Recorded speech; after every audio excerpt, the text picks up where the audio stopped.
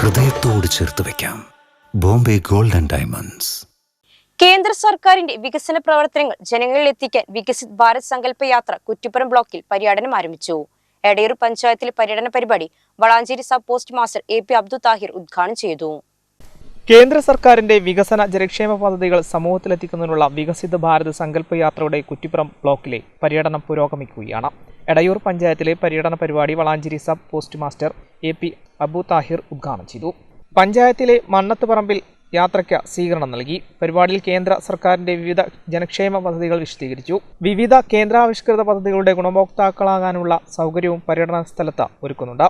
ഇരുമ്പിളിയം പഞ്ചായത്തിലെ വലിയകുന്നിൽ സങ്കല്പ യാത്രയ്ക്ക് സ്വീകരണം നൽകി.